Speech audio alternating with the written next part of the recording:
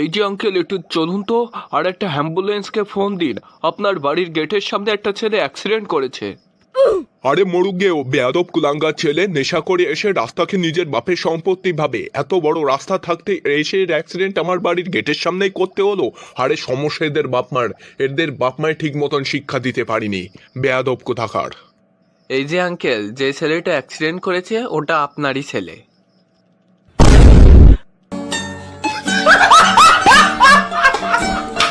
এই যে মা, তোমার পরীক্ষাটা আজকে কেমন হয়েছে? তুমি একদম চিন্তা করো না বাবা, পরীক্ষা আজকে আমার খুব ভালো হয়েছে। A+ নিশ্চিত মনে করো। আরে না, আমি তো জানি, কোনো চিন্তা করছি না। তা তোর ভাই কোথায় রে? ওই যে বাবা এখন বাড়ি আসলো। ওই, তুই এখনো বাইরে বাইরে কি করছিলিস? যাক বাদ দে, বল আজকের পরীক্ষাটা কেমন হয়েছে? কি বলো, আজকে পরীক্ষাও ছিল?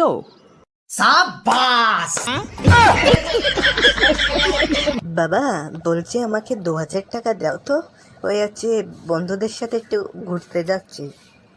হ্যাঁ বাবা, দিচ্ছি। ওই দেখো, আমার ওই ব্যাগে রাখা আছে, ওখান থেকে নিয়ে নাও, ঠিক আছে? আই লাভ ইউ বাবা।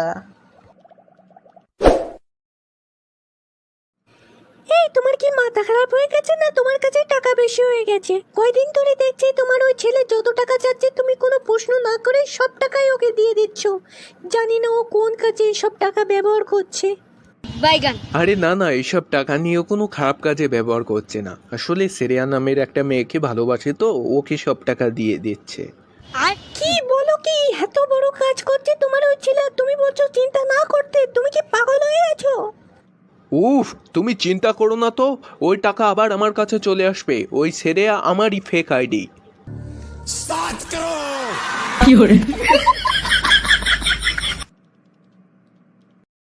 আরে কি হলো মা, এত রেগে আছো কেন তুমি? রেগে থাকবো না কেন বলতে পারেন? আপনার ছেলের কাণ্ডটা একবার দেখেছেন? এখন কয়টা বাজে, এখনো বাড়ি আসেনি। আমি নিশ্চিত অন্য কোনো মেয়ের সাথেও আড্ডা মারছে। আরে তুমি এত অশুভ কথা কেন বাবু? এটাও তো হতে পারে ও কোনো ট্রাকের নিচে চাপা পড়ে মারা গেছে। সুমন বাবু, আপনার বাড়িতে এক্সট্রা খাট হবে? আসলে আমার বাড়িতে কিছু মেহমান এসেছে, ওদের শোয়ার জায়গা হচ্ছে না। কি করে দিই বলুন তো?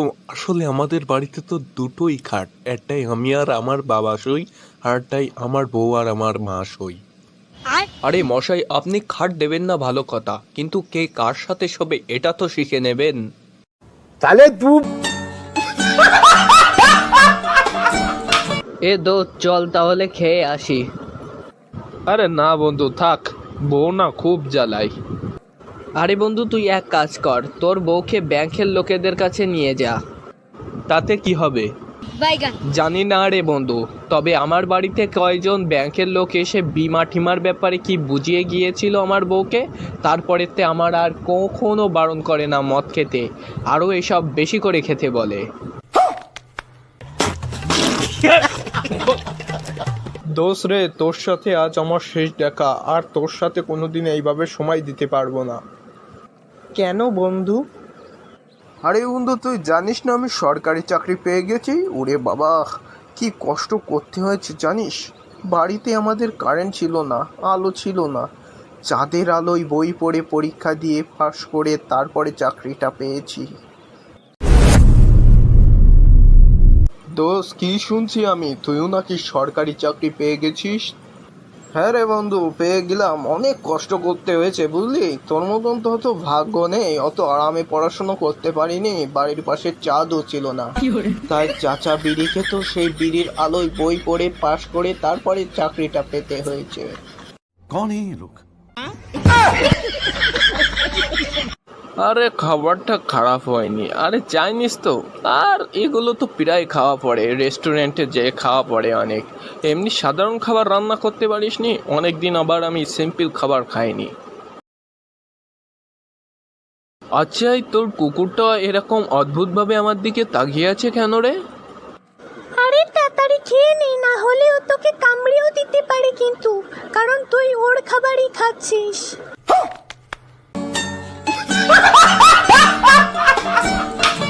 এ বন্ধু, চল আমি তোর বিয়ে করব। এই এই কি বলিস রে, পাগল হয়ে গেছিস নাকি তুই? আরে বন্ধু তুই আমার কষ্টটা একবার বোঝ। আবার বাবা মার হঠাৎ করে শখ লেগেছে যাতে বাড়ি একটা জামাই আসে, তা আমার তো কোনো বোন নেই। এই বয়সে জামার শখ লেগেছে আর সারা রাত ওই শখ মেটানোর জন্যে ট্রাই মেরে যাচ্ছে। ওনাদের চিৎকারে আমার সারা রাত ঘুমই হচ্ছে না। कौन है ये लोग?